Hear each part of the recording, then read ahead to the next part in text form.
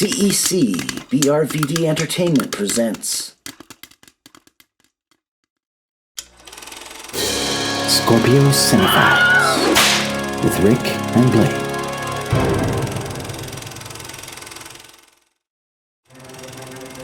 Season 1 Remakes. Episode 1 A Star is Born, 1937. Hello and welcome, movie and film enthusiasts, to the first episode of Scorpio Cinephiles. My name is Rick Van Dyke. With me is Blaine Covert. I'm Blaine. And the purpose of this particular podcast is to choose specific movies from history and analyze them in the context of the era of which they were made. We will view them together, share our notes on the making of these stories, and try to find connecting points, which will give us, and you, a more fully rounded perspective of the wild and diverse art form that has been around over 100 years. But I think we'll touch on foreign movies in the future. There's a lot of stuff we can mine there as well. Yeah, foreign movies. I think with the some of the remakes of foreign movies that were foreign and then remade into American movies. Yeah, that kind of thing, maybe. Yeah, that would be an interesting one. I know for this first season that we want to do remakes, right? Remakes is one, yeah, for sure. Yeah, we think that. I think that's an interesting topic because, especially for a movie like the one we're going to talk about today, which is The Star is Born. I thought it was the most fitting, anyways. Seeing as we're reviewing movies, that it would be a movie about movies. At least the first one, anyways. Good one to start off with. I think you're correct in that. Yeah, that Star is Born is the first one for sure is a film about the film business. Mm-hmm. Later on, it became the other three remakes are more of the music business, of course. But still you have the the content and everything is similar in a sense with the story of Hollywood. The old story of chewing up and spitting out people, which is what they've done since the beginning. I think in the early days. Mm-hmm. Mm-hmm. Now, while Blaine and myself, we actually viewed the original version, the 1937 version, just now. Yes. And we're kind of just fresh off of it, and I know you'd seen it previously.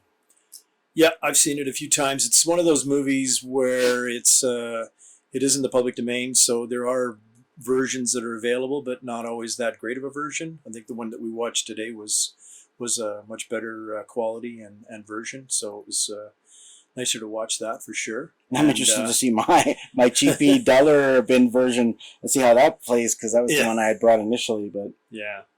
Now you said Kino specifically. Kino. This is a Kino release. Yeah. So Kino Lorber is the company, and they've done a lot of. I think they have a lot of decent quality copies of, and they work in the field that we enjoy, the film enthusiast of older movies and things like that, and redoing them and restoring them in a lot of cases, or releasing the restored versions from different sources. Yeah. Just for people who are listening, our plan is we're going to do 4 episodes, each version of A Star is Born. So we're going to talk today about the 1937 version, but each version is approximately 20 years difference apart, right? There and abouts. Yeah, again, like I think the each version has a different look to it because of, the era that they were made. I would say that's probably the key factor there that we'll probably discuss.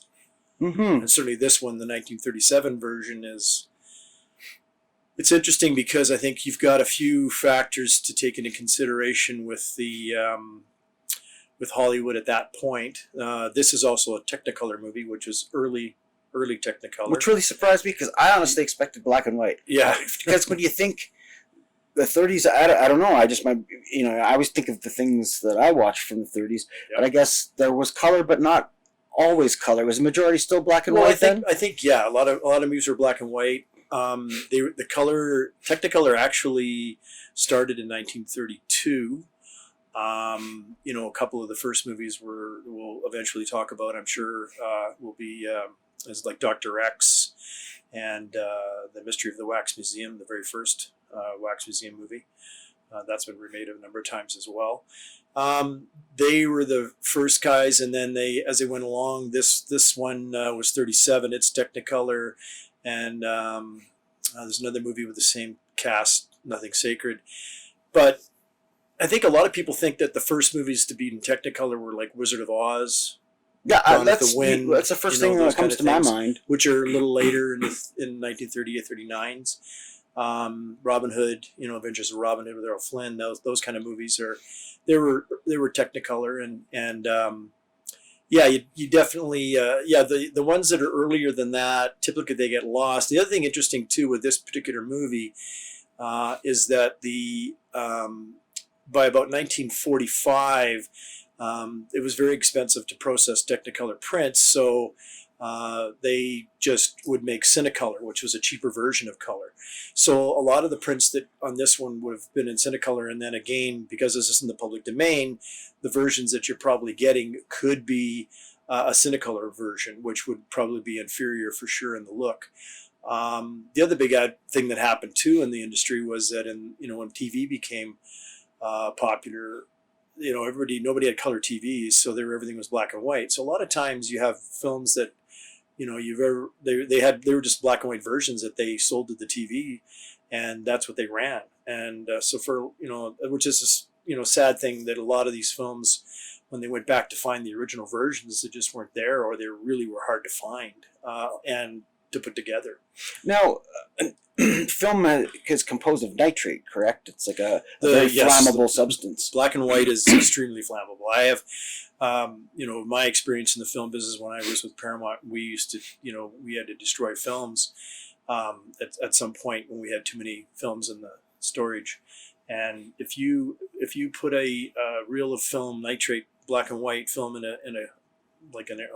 barrel, and lit it, the flame would go as high as a light lamppost. Wow. Yeah, it was pretty scary. So yeah, and that was one of the big fears back then in the when you're a projectionist. They literally had these fire and safety protocols. Projectionists, basically with that, if the booth caught on fire, all these big plates would just drop into place, and the projections would burn up. Jesus. But the theater patrons and the theater itself would be safe. yeah, because my family comes from that side of it. Like my uncles were projectionists back in the day. Yeah, they have stories about that kind of stuff. Really? Pretty scary.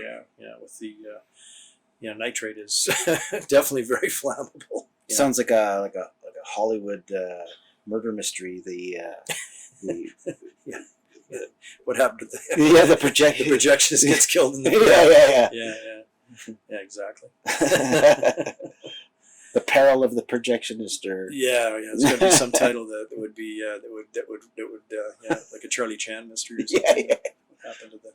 So anyway, but so now I noticed with watching the Technicolor, and if this is a fairly decent restored version, and you say Kino or whatnot. Yeah, I think it's one of the better ones I've seen. It's interesting that it's colorized, but there's a certain, I noticed it, the same process being used in Robin Hood and the same process being used in Gone with the Wind. Yeah. That the greens and the blues are they pop almost further than any of the other colors in the spectrum. Mm-hmm. And I understand, is that just got to do with the process? Were there separations done for every color? Is that how it worked? The Technicolor prints are definitely a lot deeper in the colors, and then even some of the filmmakers later on did want to use Technicolor print, that were available to get those reds and greens and blues, and because they're really deep saturated colors that show in the Technicolor prints. Whereas the Cinecolor always looks a little bit washed out. And as you get into the Cinecolor later on, I think in the late, definitely in the 50s, if you watch some of the older prints from there, they look really bad. Like they look like almost like a sepia kind of look, Oh, okay. where they've washed out so badly. Right, because just over time the chemicals just fade and Yeah.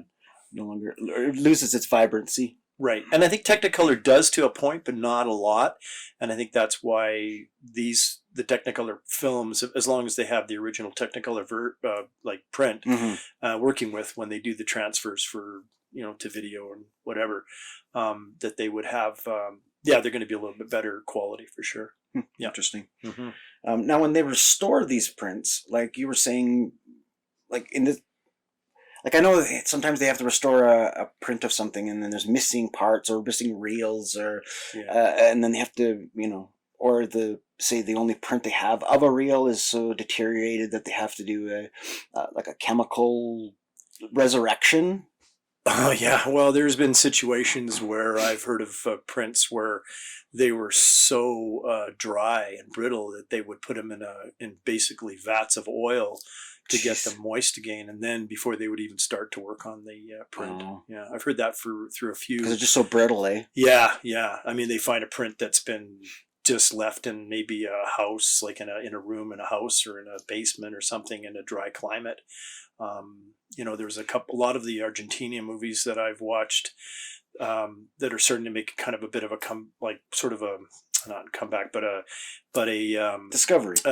Discovery of, in the film noir, which are quite wild, and really, really interesting to watch.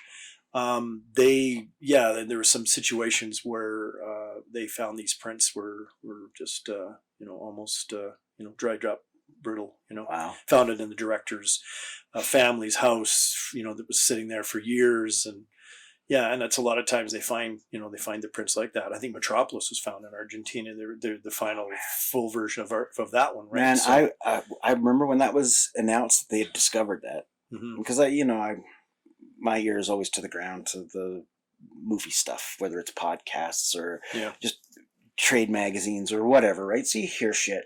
When I heard that they had found that print, and knowing, of course, the history of Metropolis and the even knowing what was missing and stuff like that, it was, man, I ordered that HMV and I waited with bated breath until they called me that my order was in. I was really happy. Yeah, no, I mean, I'm, as a film enthusiast myself, and, I've been in, years of experience in the film business, grew up in the film business, and, learned to run a 60 millimeter projector at a young age. It's always been, I love watching film, and it's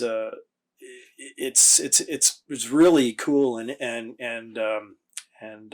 exciting when they find they find these prints, and they're still, sometimes they still find them. I mean, even there's hope for London After Midnight. Yeah. Well, yeah, exactly. London After Midnight. Because I think what do you have, like 14% of the silent movies only exist now, wow, or something like that. It's a really low percentage. So, because again, what happened was, like the same that what we did at when I was at Paramount is we were, you had to, storage was an issue, right? If you had 100 prints of whatever movie, even well, you'd think they keep new one for historical. Oh, you do, but I think what happens is sometimes they miss it. They just miss.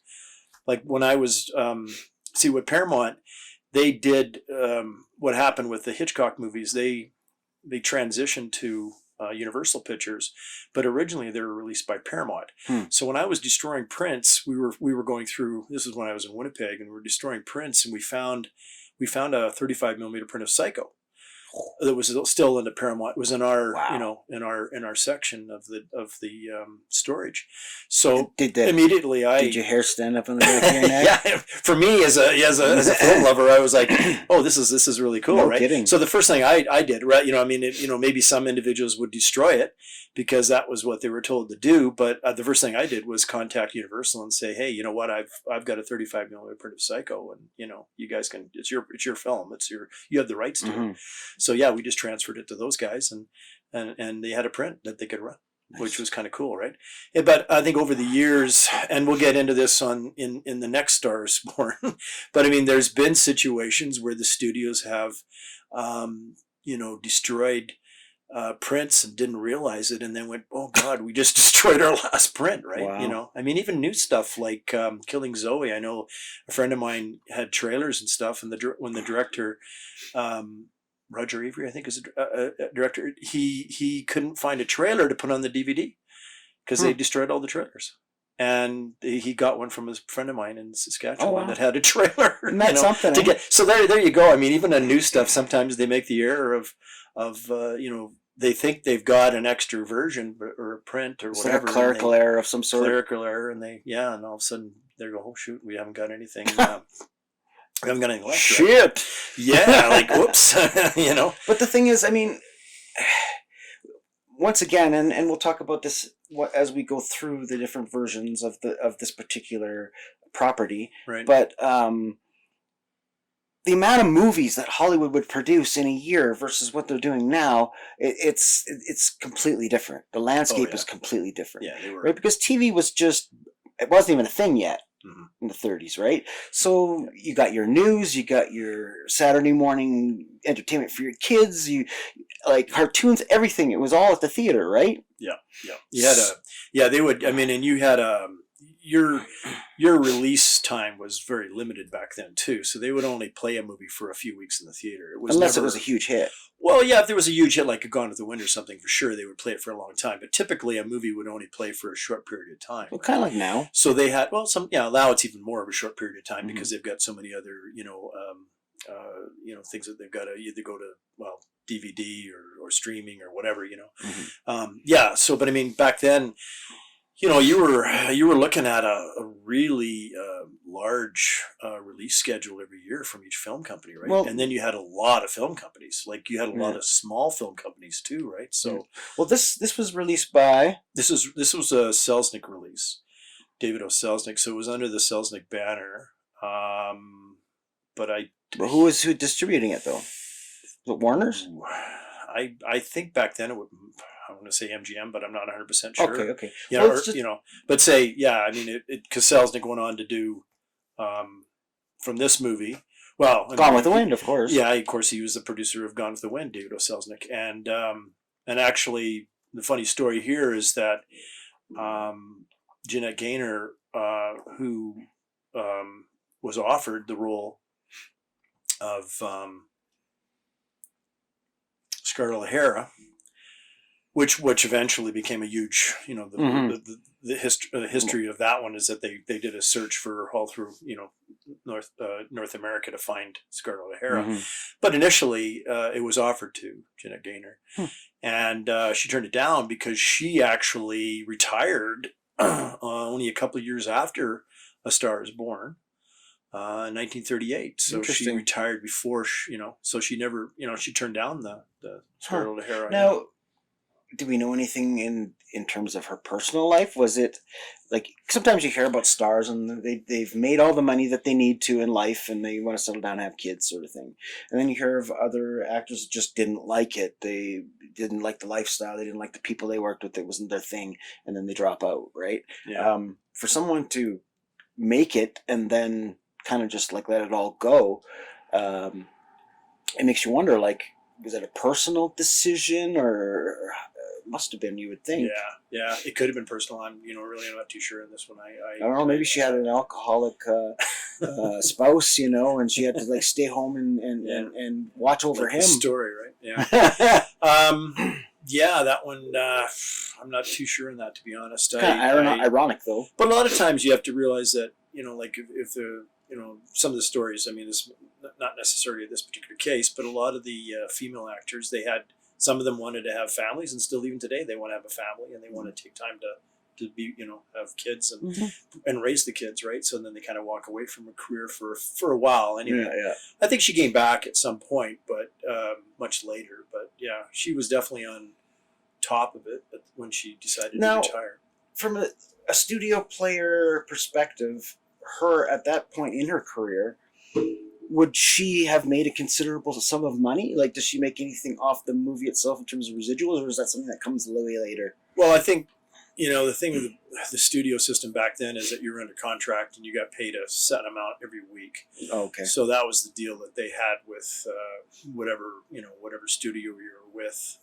If you're with Warner Brothers, you were under the Jack L. Warner, regime, and you got paid whatever Jack L. Warner decided he was going to pay you. And sometimes when they became more popular, like actors like Errol Flynn would go into his office with a bucket and say, I'm gonna ask you for the raise, and when I ask you for the raise, you're gonna be crying, and this is what the bucket's for.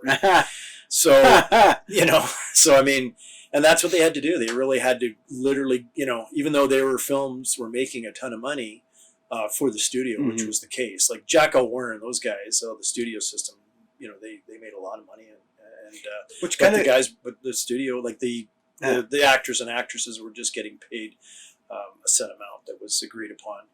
Well, it's funny because we discussed this while we were watching the movie, but there's a one scene where they're just doing a screen test for her.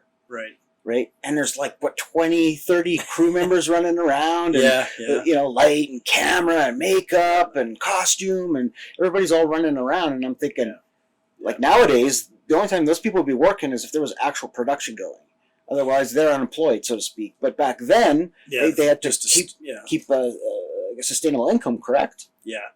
And whether that was the case or not, it could have been just, in this particular movie, they just wanted to have that kind of a scene to kind of show you what goes into making, a movie, and having, the guy, measuring the tape to her face and coming back, and then, the makeup person coming, and then the lighting person coming, and then there was even a silly part with a guy that's, spraying insects and things. Yeah. But, I mean, which is funny too, because can you imagine on set now? So someone coming by with a jar of poison, spraying it around the main actress's face, freaking out. Right? Yeah, man. Yeah. So I mean, I think that's what they're trying to show in that particular scene. And then you got, like we were talking about the wonderful cast, of course, Fredric March. Well, let's pause for a moment. Okay. There, and I'll list the cast. Okay, you go ahead. And you can kind of maybe give me a little bit of, if you know any dirt or info on any of these celebrities or former celebrities. Let's do that. So in the lead, of course, is Janet Gaynor as Esther Blodgett. What was it? How was it pronounced? Blodgett. Her original name. Yeah. That's got to change. Vicky Lester. Esther Bester. Yeah. They do all the that's a cute scene with Adolphe Menjou. Anyway, sorry, carry on with the cast. And Fredric March as Norman Maine. Fredric March, very, very accomplished actor. Before this, he did back, which we'll probably get into at some point before the Hays Code came in, was in the second version. Well, maybe there might have been a third. I can't remember how many silent ones there are, because there's always silent ones that get kind of lost. But of Dr. Jekyll and Mr. Hyde. Oh, get out! Yes, that's Fredric March, and that's now he played the lead in that. Yeah, absolutely. Oh wow! Yeah. Did he do makeup or non-makeup?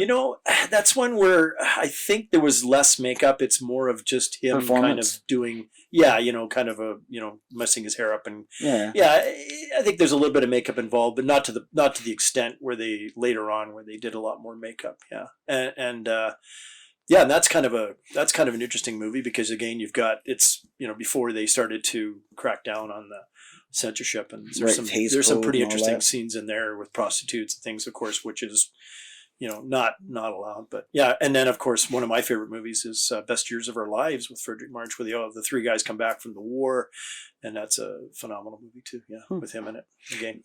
Interesting. Good actor. Adolphe Menjou. Yeah. Another Oliver Niles. Yeah. He's like the studio head, which is really kind of cool. I think he's an interesting studio head in this movie. I think because he's it's a little comical compared to what I think the studio heads were like back then. But it is somewhat satirical, though. I think it's like we were kind of talking about. We were kind of talking about the fact that it's maybe they're having a little bit of fun, and it's also the 30s, and they had a lot more comedies back then, and it is kind of more depression, of a, right? More, you got the depression going on, and depression would be going on. Oh yeah, depression was definitely going on at this stage, and so a lot of the studios were producing comedies, and that's what the audiences liked. And even though this film has some very serious aspects to it, on a whole, it's pretty funny and it's pretty comical. I mean, like, there's a scene where we were kind of laughing about the fact when, when Adolphe Menjou, the studio head, wakes up and, he gets a phone call at night in his bed, and and his phone beside his bed is gold, it's a gold phone. So I mean, again, I think this was one of the things that the studios. I want a gold phone. Yeah, we want a gold phone, Elvis kind of phone. But anyway, they kind of have this like the way they set up the studio guy or the studios. Like a studio head as being extremely wealthy, of course, but and that's kind of another thing. It's interesting in the 30s. You do have that. You have some movies which are they sort of have this this look of they have this really wealthy feel to them, and I think again because people were they're trying to get out of their depression because they were all pretty in bad shape back then, and they go to the cinema to see some of these. Well, to escape, right? Escape, yeah, but also to see this, have this look. They think of these people as being, like these wealthy people was kind of a big thing that they kind of showed back then. It's still a thing, though. It's still a thing. It's really weird. Just to make a contemporary perspective on it, like my kids watch, like, I guess you'd call it reality TV for want of a better, like YouTube stuff. Right. And they're just watching rich people do things. Yeah. It's like why do you want to sit here and just watch it? Like, the Real Housewives of, I don't know, whatever. But I mean, it's just, it's ridiculous because we always have had this obsession with wanting to watch watching wealthy people. Yeah, it's like living vicariously through others. Yeah, I guess. I mean, it's like, they used to have the show, The Lifestyles, the Rich and Famous. There you go. People would watch with that. Robin Leach. With Robin Leach, yes, yes, Lifestyles of the Rich and Shameless. But, and I think back then they, occasionally you see that in the films in the 30s where they have these, big mansions and they have these big pools. I mean, Great Gatsby is another good example. Mm-hmm. A little later on, but I mean, Great Gatsby definitely had, it's that kind of that time extravagance period where they had this extravagance, exactly, and that and even though the audience is, they weren't like connecting. I think it was more of a sense that they just wanted to again, get out of their depression and but see getting back to Stars Born, yeah. This is very much the every person, the Joe Blow, or in this case, Esther Blodgett. Yeah, Esther Blodgett. Right. From North Dakota. Yeah, or wherever they decide to make her come from. Yeah. But it's the rags to riches story, right? It's like, and that's where the relation comes from. It's the hopeful wish dream, right? Yeah. Everybody wants the American dream. Go to Hollywood, make famous. Even if they never ever travel there, by watching the movie and experiencing it through the characters' metamorphosis, it becomes, that's where the connection lies. It's not that they can connect to the rich part of it, but it's the wish fulfillment aspect of it. Which is another aspect of the 30s, I think, where, and that's kind of that's the other thing I think and this was a big success. Now when you say big success, like today, like would we describe it in monetary senses, or would we describe it in how many butts were in seats? Yeah, I think you have to do butts and seats back then because you're monetarily they weren't paying very much for a film back then. It was 20. How much would it cost to go to a movie? Or 20 cents or something along that lines. Yeah. So well, what's the inflational increase on that to today? Well, yeah, I mean when they look at, even for years and years, 10 cents I think, to $100. Exactly. Like I think for years, Gone to the Wind held the record because when you figured out the amount of people that actually saw it, what they paid, and took into consideration what that would be worth now, of course, Gone to the Wind was always, it always kind of had always been able to keep that top spot. But Gone with the Wind was an anomaly, right? I mean, it ran for years or something, wasn't it? Well, and then again, like we were talking about movies where you can't, back then, I mean, and even as late as the 80s, you could run a movie for a long period of time, whereas nowadays it's a lot harder, right? Mm-hmm. As soon as video came into play, and we're talking back a little ways now, DVDs, of course, things like that. But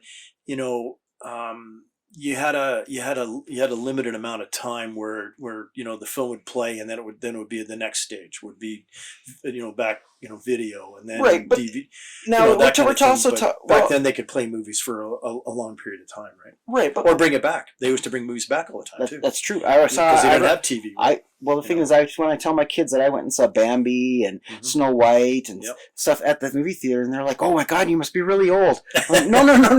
Didn't see it around in the 30s. I didn't see it in 1940, but it was there, but I did see it later on. Yeah, exactly. Because Disney would release when I was with Paramount, we distributed the Disney, and the Disney would always release, their animated movies every several years, kind of a thing. That was their deal back then, for sure. in the 80s. But for sure, and I mean, if you think about it too, what a way to sort of capitalize, like.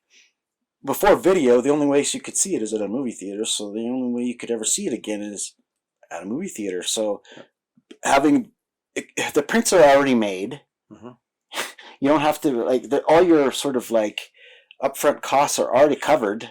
It's just a matter of just distribution again. Well, they'd strike new prints, but it's still. Oh, would they? Oh yeah, you'd always strike new prints. Oh yeah, but I didn't realize that because I remember seeing because again you're. Yeah, I mean, how many strike a few new prints for that kind of stuff, but you wouldn't have a huge release like you would on certain movies. Now, from a technical standpoint, like a reel of film, and I understand it was more combustible and more volatile originally, and then of course as technology increased, it became less so. But like a film, how many times can it run before it starts to visibly wear on the as a screening, right? Yeah, again, it's all how the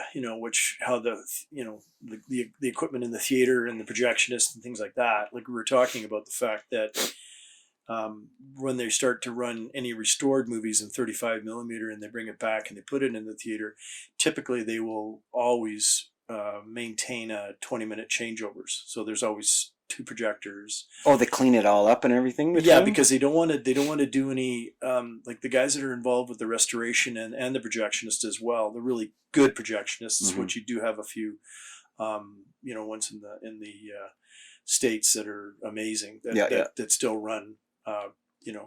They want to maintain that situation, because as soon as you start putting films on platters or splicing them together, you're basically cutting to get, you cut off the tails and the ends, and then you put your film together and splice it together, right? So, but every time somebody does that, if you do it for 100 times, somebody's going to miss a couple of pieces, right? You're gonna splice out a couple of frames. It's going to get shorter and shorter, basically. Exactly. That's what the big issue is. That you're going to have a situation where people are going to, eventually it's going to get to the point where it's missing a lot more footage than.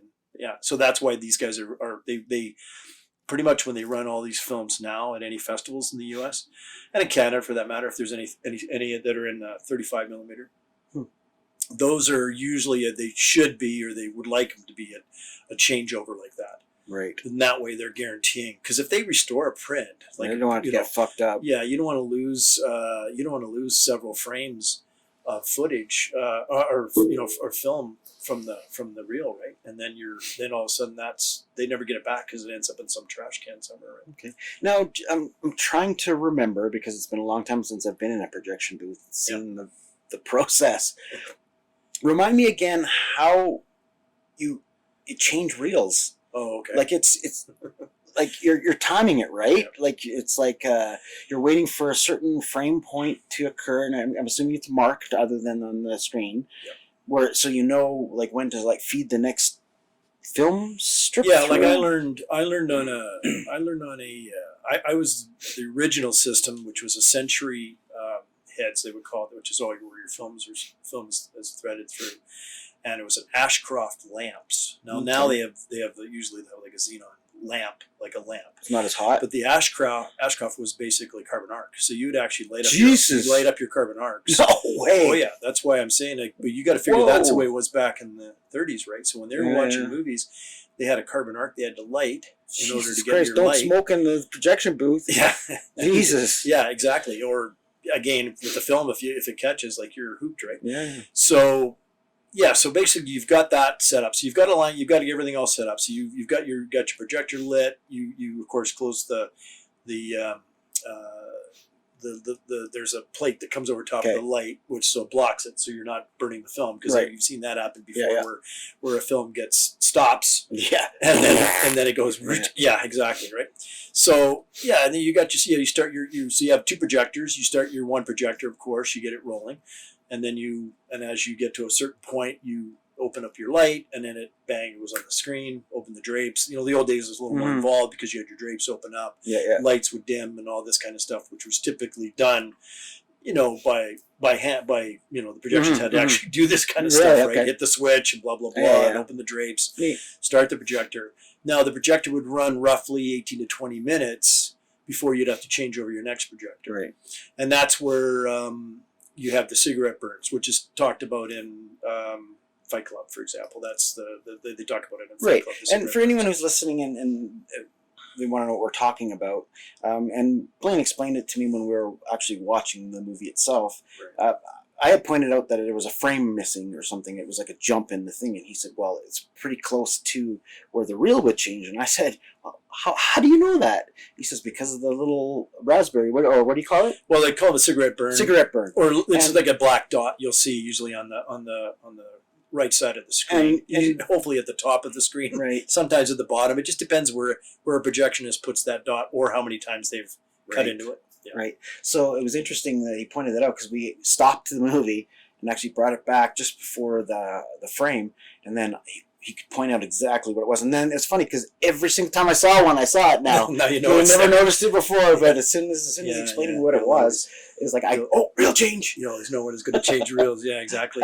So that's basically what happens is you get a first set of dots, and then you start up your second projector, and it starts rolling, and then when you hit the second set of dots, as long as you've got everything lined up well, you hit a pedal, and then that basically shuts off your first projector and starts your second projector. And by this point, your lamp house is going. Your film is threaded through to the point where it's going to frame up pretty much right exactly where you left off. If you're good at it, you'll nail it every time, and you'll never even notice that it's changed reels. Yeah, because to be honest, as a cinema goer from that era, by that I mean, pre-digital. Yeah. Very rarely was there ever an incident at the theater where the movie would have to be stopped or whatever. It was like, I swear, maybe 3-4 times in my life. Yeah, you get a break once in a while, and that's just, again, we were talking about, film and the longevity of film. It just goes to show the skill of the projectionist, right? Well, yeah. Hopefully you've got and a lot of times projectionists will, I've seen situations where you get a print where it's in really, really bad shape. If it's an older print, for example, for sure. And you got to kind of go through there by hand and reel it over, like a hand reeler's on a table. Wow. You go through the film, and if you see where there's a bad because you don't want to catch, and if it catches, it'll burn, right? Well, you want to resplit. Well, yeah, like if it does stop, your spokes are broke. The sprockets, sprockets are, if the sprockets are broken, or then you'll have a jump, or then you'll get the jumping in the film, which is a pain in the butt. But also, once in a while, they always do it in movies typically where they're running a movie and it has the burn happen, but that it'll happen, but it not to quite probably the dramatic effect that they do in those movies, but you're definitely you have to go through and go through your film and make sure that it's in pretty good shape, because what's going to happen is it's going to break. And I did have a situation where when I was running here at a theater with Studio 82, which is now a bar. But actually, no, now it's a recreation center or something. Oh, is it? Okay, I don't know. Anyway, but at that point it was, I had a situation and where the film broke. I used to go down and help out the concession stand or the box office and things like that. And it broke. Thankfully, it was still going through. Everything was going through. So I had my light, my sound, everything was fine, but it broke near the bottom, and it was, it was of course spilling out all on the floor, right? So, and so then I had then I actually had to get the portable, hand reeler, and it's like an I Love Lucy episode. And try and find where the end is, and then splice it all back together. But that happens occasionally, but that's what you're talking about, how that's where film, if it gets older and gets ran more often, and then just film itself becomes brittle over the years with the dryness and such, and climates depending on where you're at, and and then it starts to fall apart, and that's when they have to try and restore. And Right. you hear about a lot of Yeah. restoration and stuff. Yeah. Well, we kind of took a sidestep Yeah, there. we did a But little it was sidestep. very interesting, though, because, I mean, think about it. We're not just talking about we're talking about the making of the movies, but the experiences watching the movie. Yeah. Right? Well, like there's a history too that Yes. that you have to kind of talk about as well, and I think it helps with some of the older movies if you understand a little bit more about the Right, and if there's any sort of younger listeners that have any questions about any of this stuff, I mean, you can. We'll have a drop down on the video or on the podcast that you can click onto and ask any questions you want. Blaine will be more than happy to answer your questions, because I mean, we could go off forever on this, right? We should get back to the cast. Exactly. So we have May Robson as grandmother Letty. Yeah, no, she's a fun part, I think, because we were talking about her. You kind of went, oh wow, she's fun, and she is she's one of those character actresses that Well, she bookends almost the movie too. Yeah, right? and she's you're right, because she starts off at the beginning. She sort of, sends off her granddaughter, or tells her granddaughter that she should follow her dream and go to Hollywood. Go to Hollywood. It's not going to be easy. Like, I think she kind of uses the analogy of that they came across on a covered wagon or something along that lines, and and that she's it's not easy. Her it wasn't easy for her, and it's not going to be easy for the Janet, Vicky or or whatever you want to call her, because when you go to Hollywood, of course, your name's changed immediately. But she's a fun character actress, and she pops up in a lot of movies, and you know her right away, and she's character good. actor. Character actor. I mean, and then some of the character actors back then were they were amazing, and they you had to be careful if you were the main actor in the film or the main actress in the movie. You were always friendly to certain character actors because they could definitely upstage you. Yeah, indeed. Yeah, and she's one of those ones that I think could. Yeah, she's amazing. And maybe laugh a couple times out loud. Yeah, she's got some great. She's fun. There's actually some really good lines in it. Actually, a couple of good crackers. Also, we're going to rewind a little bit because we were talking about how, and we talked about this while we were watching the movie, is that it's a movie about movies. It's a movie being made inside a movie about movies in a movie. Yeah, it's definitely about the movie industry, I think, for sure. It's earlier version of, because they started to make. I mean, they made more of these after, I think, but it's more. Yeah, it's definitely. Now I kept saying it was meta, and you asked me what meta meant. Yeah, well. Okay, well, here's the definition. How you think, anyway, yeah. Well, no, it's a dictionary. Okay. Okay, here we go. Meta, of a creative work, referring to itself or to the conventions of its genre, self-referential. The enterprise is inherently meta since it doesn't review movies, for example. It reviews the reviewers who review movies. Okay. Yeah, I get. Yeah, I think I get what you mean. And it is. It is. You're using the medium to make a statement about the medium. Yeah. And this one does. I mean, it's definitely. You definitely go through the whole process of getting to Hollywood, getting discovered. The process of being, the sort of, like you say, we had the sequence which was a little more elaborate for her screen test. The publicity guy in the movie. Yeah, Lionel Stander is great. I mean, Matt Libby is the character. He's a really good, another really, really good character actor. Well, he certainly has and he's got this very unique voice, which is always Lionel Stander, and he did a lot of stuff in TV, and I mean, he was the original. Yeah, what do you want? Yeah. So he was. Yeah, you know him from all the different. Well, that's a the lot thing. of TV shows and stuff. Well, that's the thing too, right? I mean, living as long as we have, we've kind of seen the transformation of entertainment in general progress over our lifetime, and you see things and you don't put two and two together until later on you know more, and all of a sudden you're, oh, that's that guy from that TV show. Yeah. I never thought of that. Oh, and like for example, Well, he was popular for. He was like the sidekick in Heart to Heart, which nobody will probably know about when we're talking about this particular TV show. But that was a popular show from the 80s. That and he was the sidekick in that one. So I mean, later he's around for a long time. Exactly. He did. He acted in a lot of stuff for sure. But yeah, popular for that. He was in some of the Nero Wolfe, the original Nero Wolfe movies. He played the Nero Wolfe's the detective. He plays his sidekick kind of guy. Right.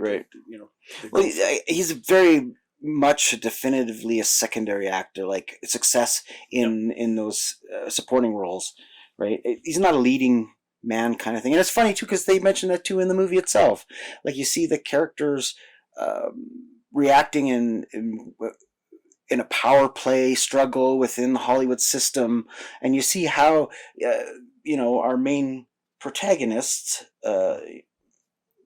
Norman, he's like, once he starts to fall from grace and the alcoholism affects his ability to work and whatnot, and then his protege, the person, the gal, the Esther that he brings up from nobody to become a star, overshadows him, and then she becomes a star.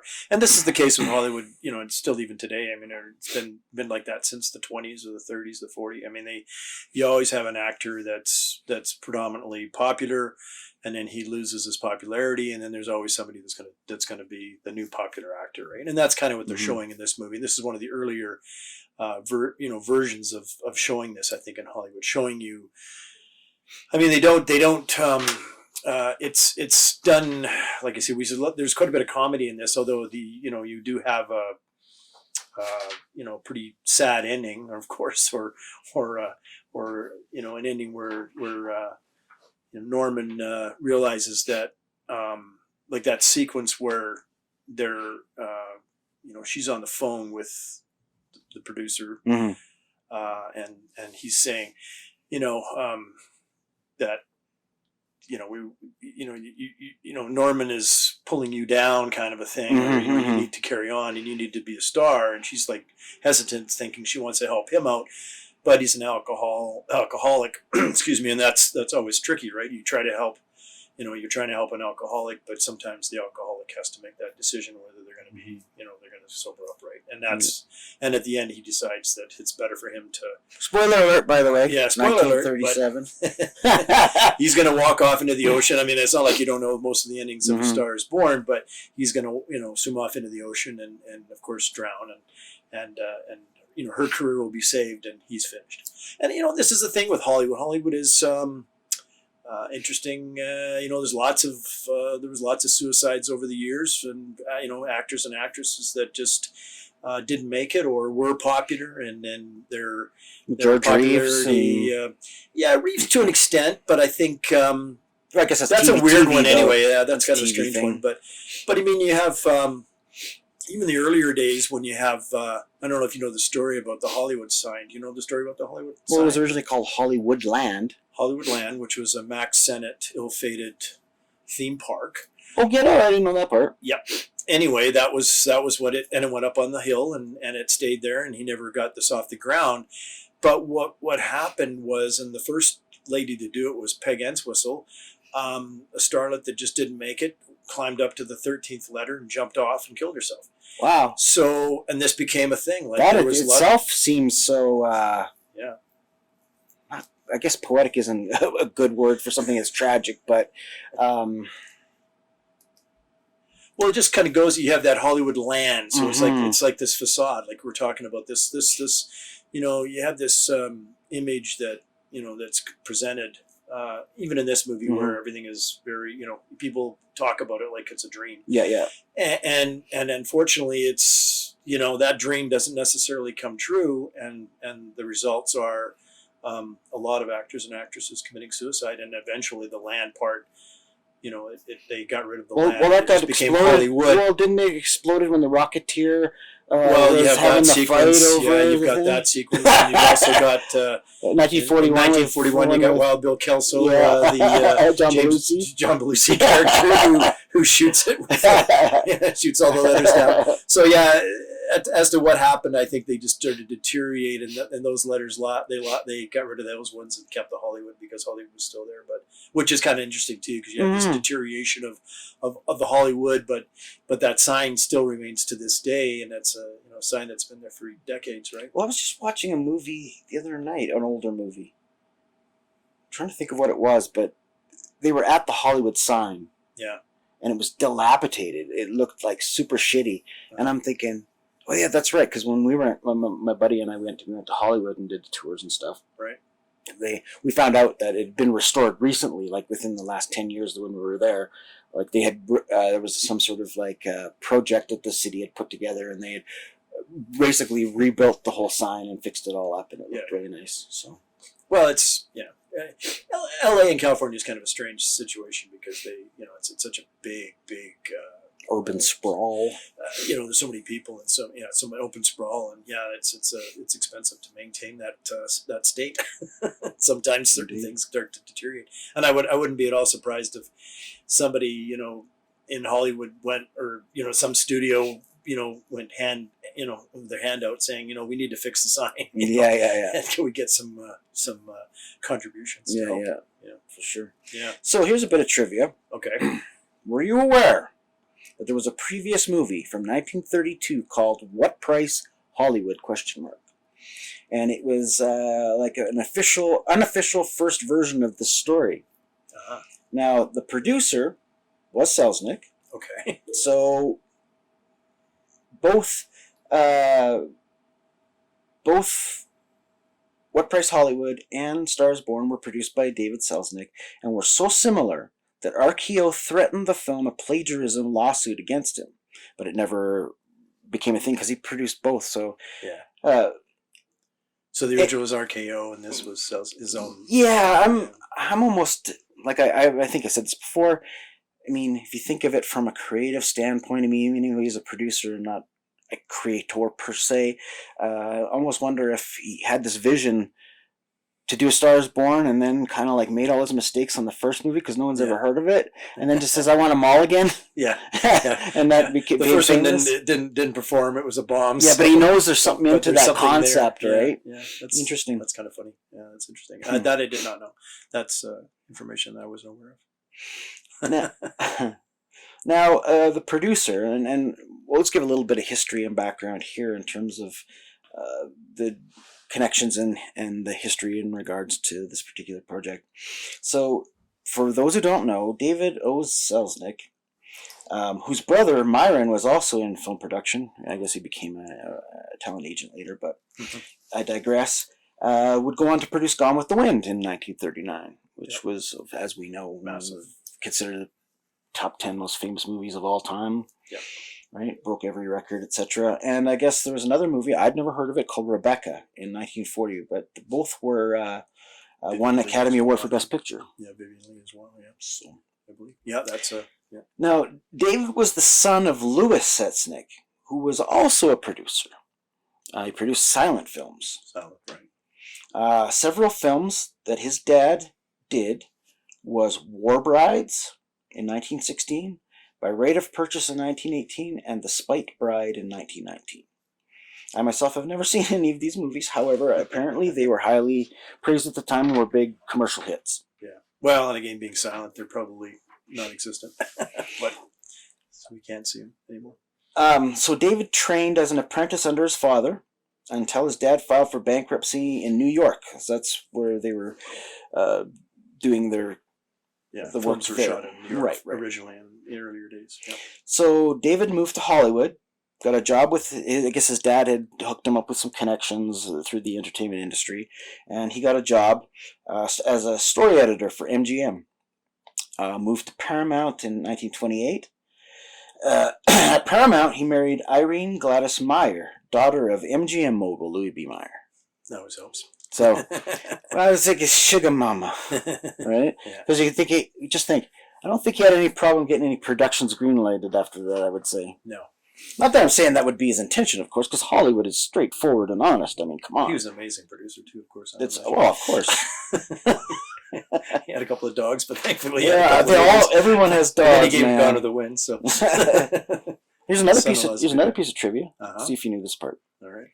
So the elder Selznick business practices of special preview functions, putting his name in lights, signing stars for big salaries, apparently upset others in the industry. Purportedly, Adolphe Zucker, one of the three founders of Paramount Pictures, offered him a salary of $5,000 a week for life to go to China and stay there. The big payoff. Sounds very sort of Sopranos. I know, right? Something out of a mobster movie. That's right.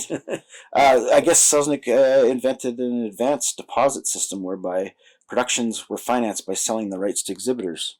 It was like a business practice, I guess, that we kind of foreran.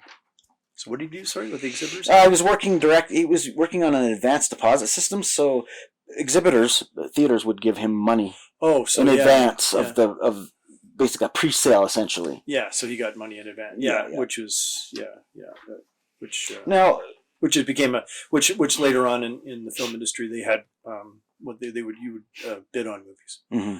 Yeah, and your money would be the theater exhibitors would put money in advance now to get certain movies. However, back then a lot of that's interesting. Back then, I didn't realize it because theaters would have their own chains, right? So Paramount would have their own theaters, and Fox would have their own theaters. They did for a time, but then that was kind of. But then, sort of independent people bought them the facilities, right? And then it became sort of ma and pa's. Well, the reason I think that is because it's so weird. So, like, we live in Alberta, Canada, and you go to any small town, and there's some old theater from back in the 40s still running. Oh yeah, yeah, absolutely. Yeah. You know, and you usually think the community runs it or pays for it. Right. To keep it going. Yeah. But I mean, at one time, that was how everything was, right? Like, I mean, if you go to downtown Calgary, I mean, you had the and you did have a lot Paramount, of the studios. The Plaza did have their own theaters, but then the government stopped that because they felt it was restrained trade. So that's where that's where that kind of kicked in, and Canadians Canadians were purchasing their own theaters and then exhibiting the movies. Yeah, I mean, it was interesting. I mean, you did have at one point the government felt that they didn't want to have monopolies going on, and that's when they started to split it up a bit. Gotcha. Although I think we're back into a monopoly age again. So. Yeah, no kidding, right? It's so weird. It's kind of weird. It goes, I mean, it's just how you persuade the government these days to make sure they can do it your way, the big business. So I don't think we ever sort of gave a synopsis of what the Star is Born story even is. Like, if someone was listening to this podcast, I guess we should. I mean, this particular Star is Born. You've got we did talk a little bit about it. Excuse me, where the you've got the young lady who wants to become a star. She makes it to Hollywood. She goes through the system. Oh, the other character actor we didn't talk about was that's where she meets the guy at the beginning, which is in the. Oh yeah, it was a weird character. It was almost like an ancillary character. Like, why is he even there? Andy Devine, which is kind of a comedy. He's a comedy shoe-in for sure, but he's got that. He was a cowboy guy. Almost reminds me of like stuff. A 30s Oliver Platt kind of. Yeah. You know what I mean? I think he was just. Again, I think because you're selling these movies all across the country. That's to certain areas. Demographics. These demographics. I mean, he's probably. They need to have somebody that's Southern. Kind of fits that. He's got the southern, kind of a southern Texan kind of accent. It's interesting that even back then, that they would sort of think about territories and popularity and I think now it's more international, of course, but back then I think they were just more concerned about the United States and domestically, exactly where what would be popular. So I think that's why he's in there. But she meets him in the apartment complex that she's moved into, and he's an assistant director, and then she, he ends up getting her a job at a. Really initially as just a waitress at a director's party, and then she runs into Norman there, And what I'm just going to sort of interject for a second. Yeah, there. go ahead. I just wanted to mention before I forget it that so she's at this club and she knows that these famous producers are all eating there or whatever. She's a waitress. Yes. Okay. And then she breaks into these like impersonations of famous actresses, That's cute. which were really good. Like, they were very good. She does the Katharine Hepburn, and she does Mae West. Mae West was really bang on. It was really good. So yeah, I forgot about that part. Yeah, that's great. I mean, that's a good. I'm glad you reminded me. Yeah, and then so of course she's trying to she's serving people, but she's doing it as a different actress or a different trying to so. And then eventually she bumps into Norman Mailer, who's a bit of a drunk at this point. And there's also a sequence in there which is kind of interesting too, where I think you actually see, I think it's like possibly a mistress, but that's never pointed out because this is after the Hays Commission. Yeah, because you have the one lady that's got like a really nice bracelet that that's sort of. They kind of acknowledge it. Yeah. Definitely an expensive diamond bracelet, and. Anyway, so that they have that sequence, but of course, because of the time period and because there was such a restraint and, you couldn't have this was a no-no, of course, then that's kind of washed over. But yeah, so then he ends up meeting her. He's drunk. And they go off together and then eventually he gets her. Well, they fall in love. It's a love story, right? I mean, all of these, ultimately... If you had to say in 2 words what all the Stars Born movies are, it's a love story. It's a love story, yeah, exactly. The up and coming falls in love with the established, whether it be in this case an actor, later on, that'll change with the other Stars Borns, but which is interesting though because, like you had pointed out, sort of like the. Objectiveness of the Hollywood industry and the sort of like the cruelness and the harshness and the sort of like the disposable artist essentially, and the decision to sort of like transition into the music industry with the other incarnations of the IP, it just makes total sense. Yeah. Right? Because if you know anything about the music industry, that's a whole lot of fuckery going on there as well. Yep. Oh yeah, so. It's not much different really. Mm-hmm. Yeah, so I mean, then basically, you certainly have a love story, which is established, and their relationship is established, and and then Norman gets her into the film, and then eventually they're looking for a lead for his new movie, can't find one, so he talks the boss into let's we'll put. Vicky, or at this point, Vicky into the role. Well, it's and she, and then she, of course, it explodes, and she becomes a movie star overnight. Yeah. Now the name change thing that was really really funny. I thought that was cute. If you're obviously we want to incline our listeners to watch these movies. Yeah. And I understand that when we're deconstructing them and talking about them, it might spoilers once again, 1937, but. I just want to point out certain specific details in the story that give it sort of like its character, I guess. One of them was like the waitress scene where she's doing the impressions, but as well it's the there's just such snappy dialogue. Like it's hard to describe it without actually seeing it. And I once again, please make a point of checking it out. It might even be available for free on YouTube. I'm not sure, but it's it's definitely for free because it's with public domain stuff. It's very easy to access. And now, when we talked about the meta thing at the very beginning of the movie and at the very ending of the movie, they have the script for the movie. Which is kind of interesting.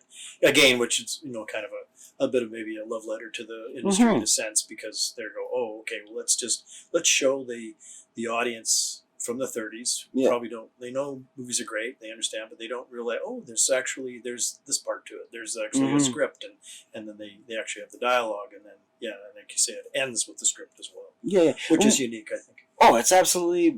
I think that's what sort of like. As soon as I saw that, I was like meta. Mm-hmm. Yeah. No, you know what I mean? Yeah, I get it. Now, with in that respect of it being meta and it being sort of self-referential, self-satirizing in a lot of senses.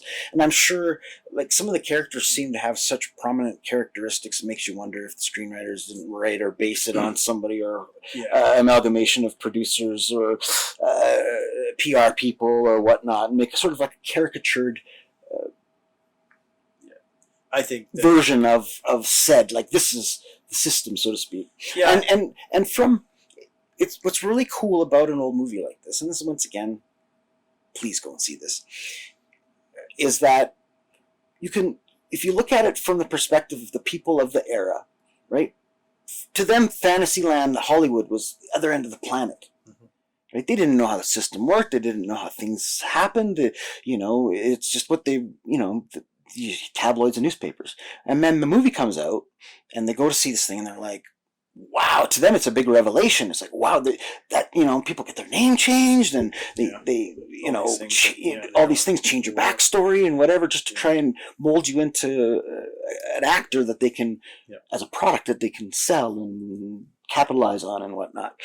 And from a modern standpoint, it gives our perspective, or even younger persons, a perspective on the system as well as how it worked. So it's self-revelatory on back in the day, to when Hollywood wasn't so prevalent in culture, and now you can look back on it and almost like a history lesson.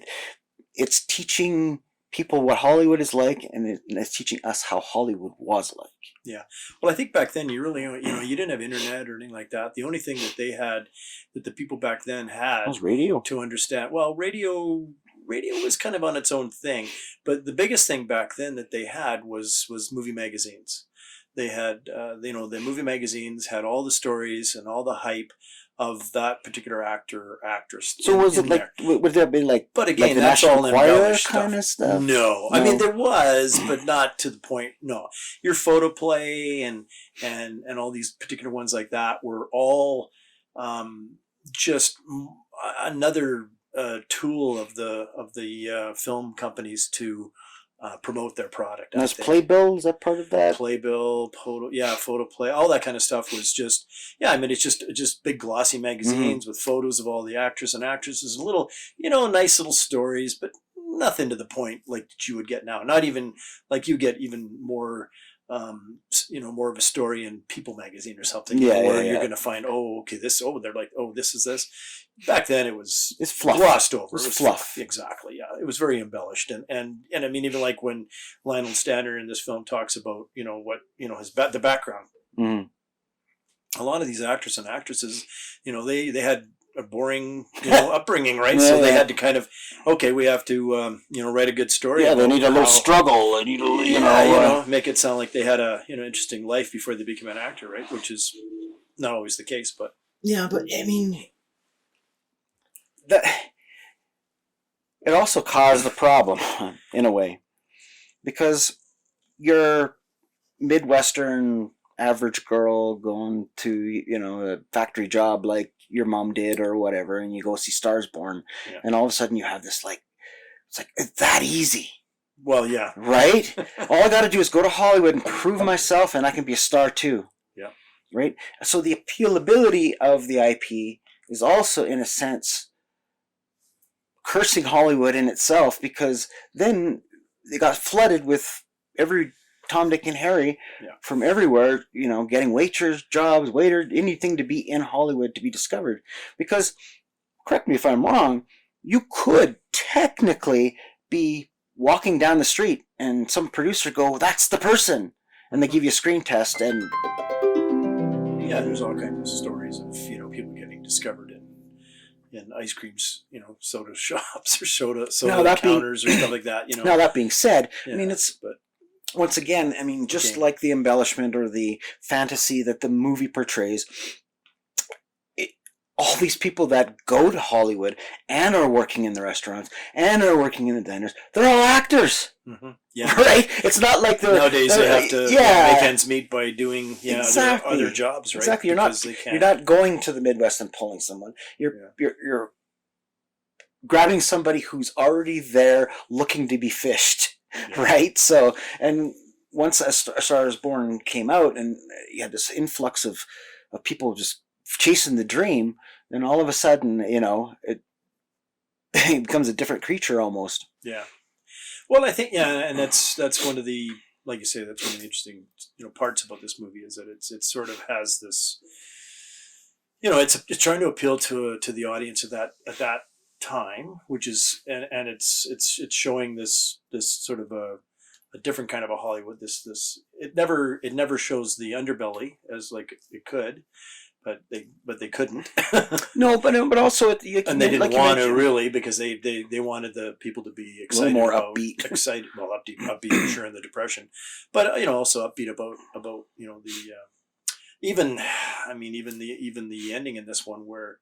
Well, I guess we should. Where are we at story-wise? Oh, sorry. Yeah. Why don't we backtrack a little bit here and go to the story? So we've got her getting discovered, right? Getting a role, becoming popular, changing her name. She's changed her name, of course. At this point, she's off and running and making movies, and Norman's career is declining because he's just he's now becoming the joke of the town. The joke of the town. He's also got a big drinking problem, which is causing lots of issues, of course, which is the case with a lot of movies. Is interesting example. Again, I'm just going to go off a little bit here for a second, but you've got a really big actor from the silent era, John Barrymore, who had an excessive drinking problem. And now for the younger listeners, yes, he's related to Drew Barrymore. Drew, yeah, grandfather, right? Grandfather, great grandfather. Anyways, keep on. Yeah. Anyway, so then you got Barrymore, and Barrymore was originally, I believe he was asked to do this role, but because he just couldn't, he couldn't handle he just was. Very bad alcoholic at this point. Oh, really? Eh? Forgot his lines and et cetera, et cetera. He became a bit of a laugh. I mean, he ends up in it's almost his latter years. Once again, there's the Invisible Woman Returns, or the Invisible Woman. I think is one of these. But yeah, I mean, poor Barrymore. I mean, he was like this huge actor, and yeah. But again, alcohol can wipe out careers, and it's wiped out a lot of careers, or hurt a lot of careers over the and that's one same thing. Like he was, like I say, he was offered the role, couldn't do it.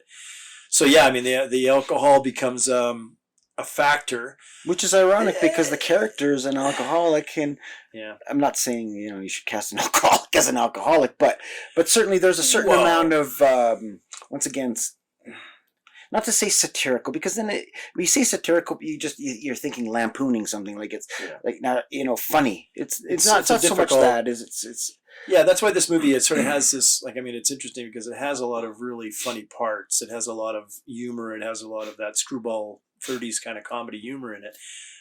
But it's still, at the end, it has this pretty, I would say, dark look at, what's happened here. Mm-hmm. Although it's glossed over. I think it gets a little more predominant in the ones we're going to see. Mm-hmm. The next Star Is Born movies, it's going to become more predominant. This one is kind of glossed over, I think, just because that's just the way they had to do it back then. Well, and plus too, I think there's something to be said for modesty in a way. You know what I mean? Like a reflection of more innocent times, I guess. Yeah. It's not that these problems or these things didn't exist, but do you want to go to a movie and watch a story about some alcoholic when I know my uncle's an alcoholic? It's a depression. It's the depression. I'm sure a lot of people were alcoholics. It was a fucking shitty time to live in, right? Oh, for sure, yeah. So they touch on it enough. They touch on it enough. They acknowledge its problems, but they don't dwell on it, right? Right. So as we said in the end, we kind of talked about the end. In the end, well, and they have the whole sequence, which is. It could have been. I wish it was a little bit longer. I kind of like the sequence when he's in the Academy Awards. She's accepting. That's a great scene. Yeah, it's a good scene. I just, like I said, I wish it was a little bit longer because I think he kind of. But again, it's like even now when they talk too long, the music comes up, and in this particular sequence, he's talking about how Hollywood is it's an ugly thing, and it's gonna you can you could be the star. No, you're not. And, you know, and he made a bunch of lousy movies, and he should get an award for that. For being a lousy which I think actor. they call now as the Razzie Award. Yeah. The I was going to Razzie- say something the when we were Razzie watching that, Award. actually.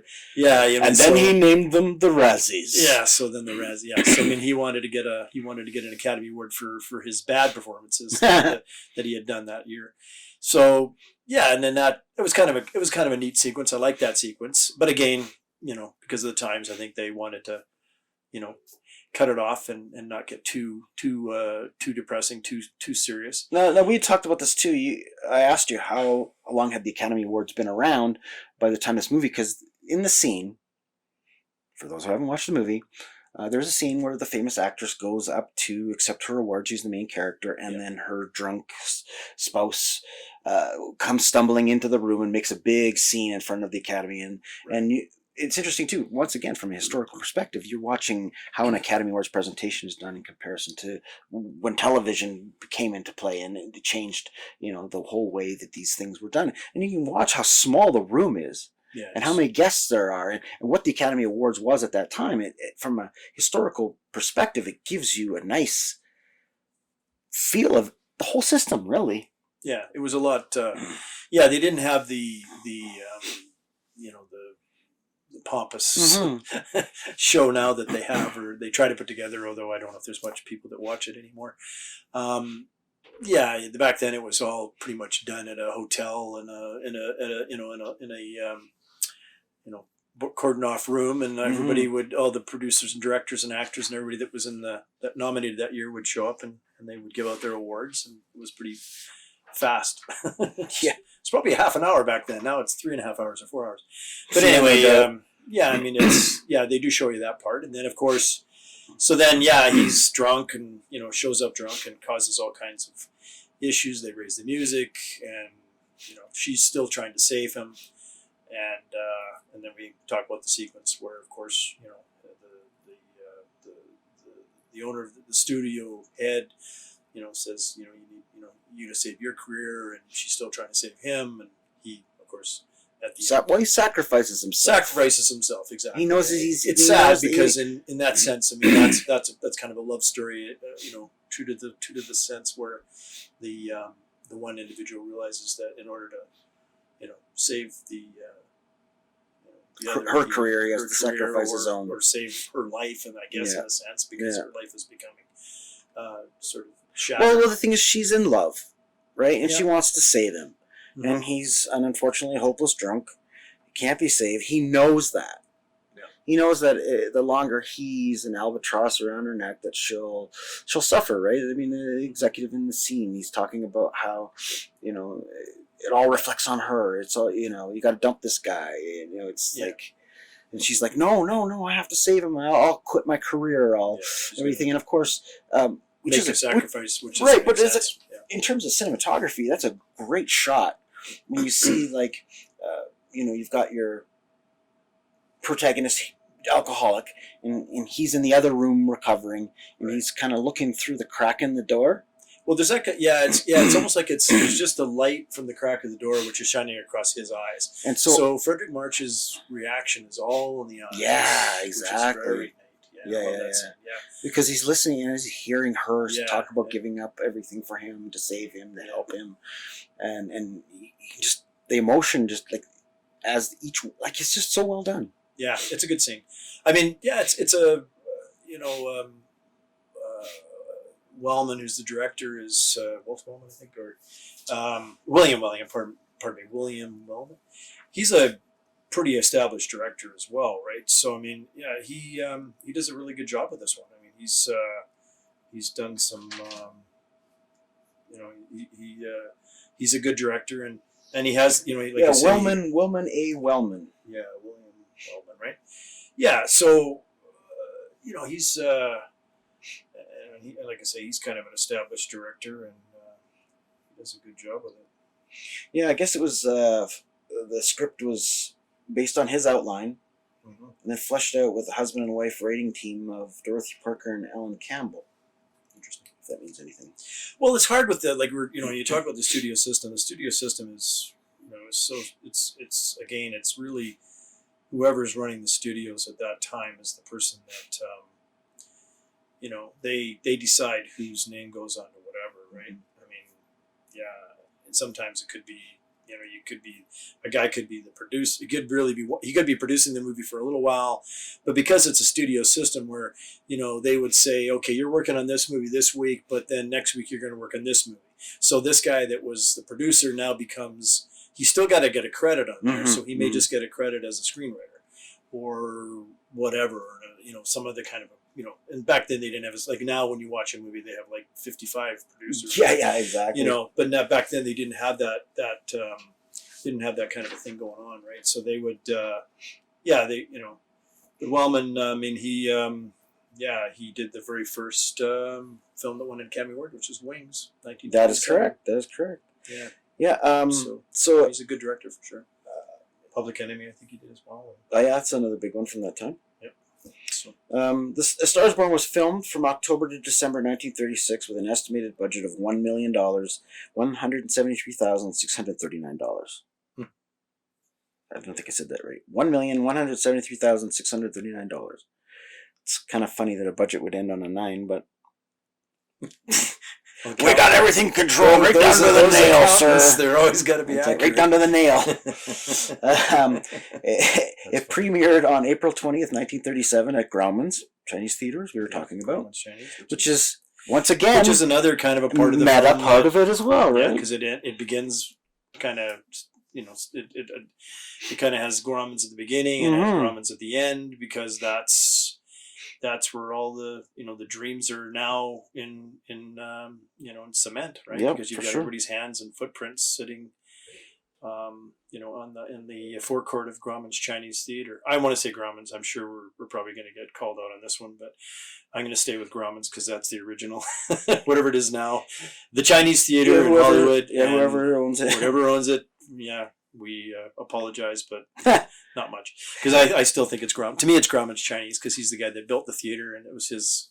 Sid Grauman was the guy that made the theater. Yeah. So I'm going to call it Grauman. Sure. Anyway, no, it's funny too because we talked about how they Selznick had started in New York and then moved to Hollywood, California. Mm-hmm. Now, at that time, was there a movie industry in New York competing with Hollywood, and then Hollywood just became more famous, or what? Like, because obviously there was movies being made elsewhere. Yeah, your industry really began in New York, and then eventually they ended up out west because of the climate for one. Climate for one, for sure, that was the big issue, and you had a lot of wide open areas, so you could do desert, forest. You had a lot of you had a desert not too far away if you wanted to shoot a Vasquez Rocks.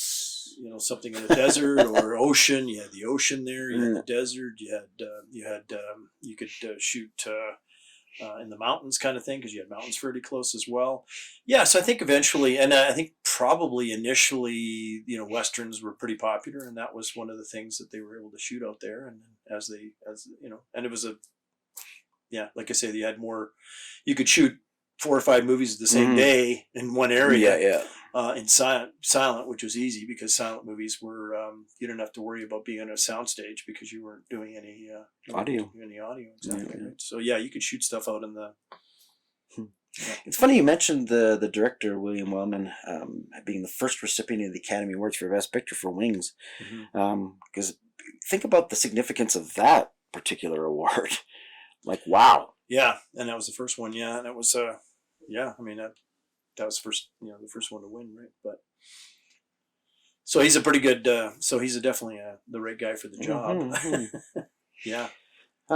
So the Star is Born was in the year of those Academy Awards, was nominated for Best Director for. It was nominated for Outstanding Production, which is a category I have never heard of. Outstanding Production.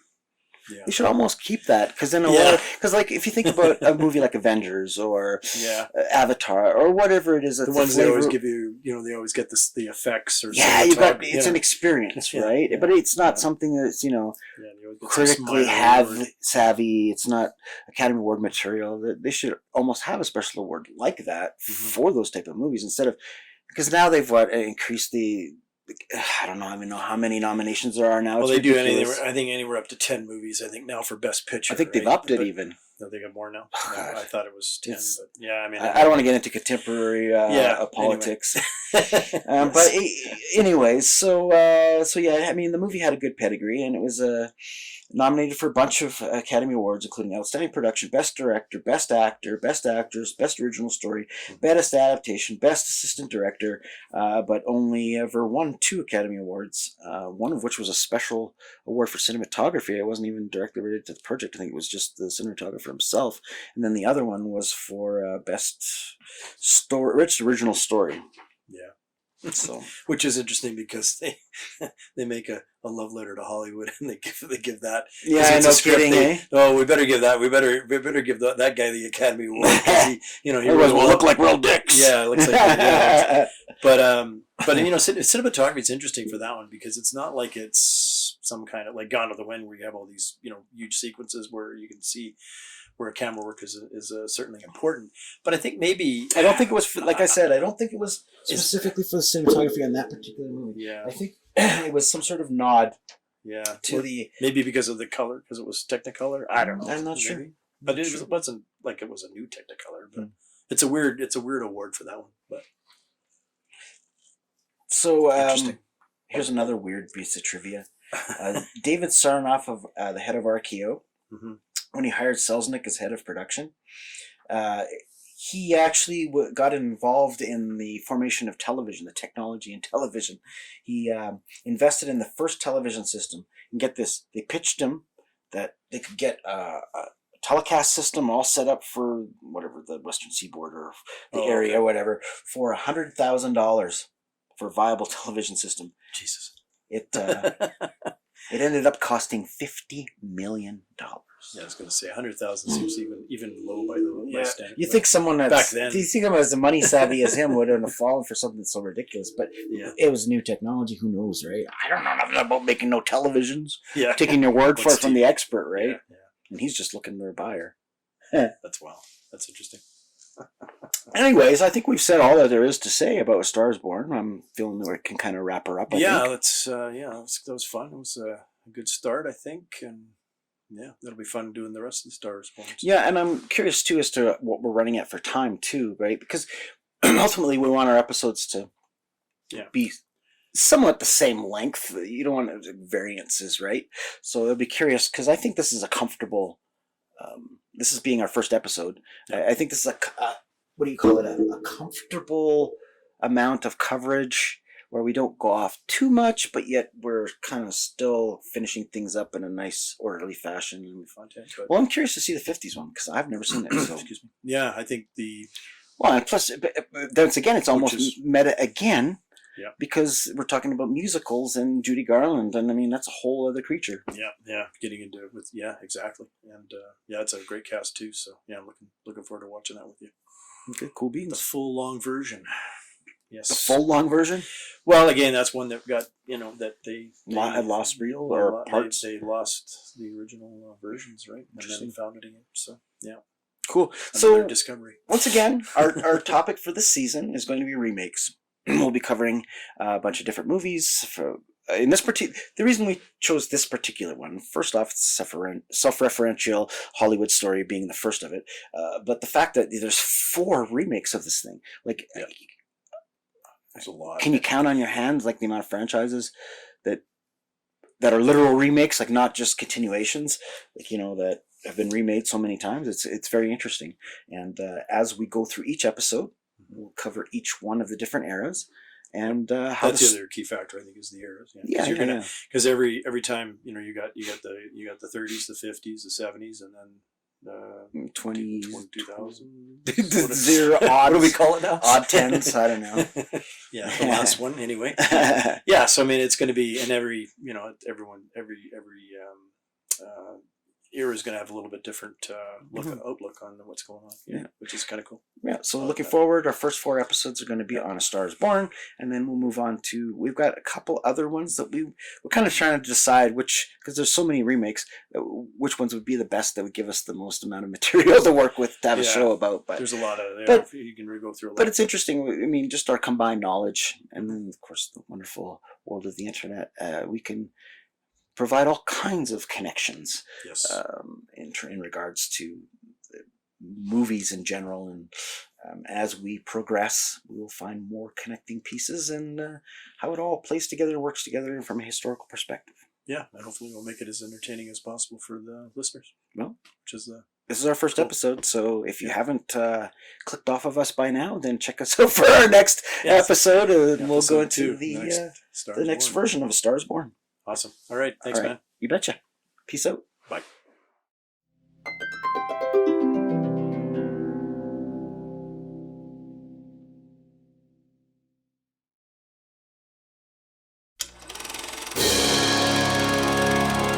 The end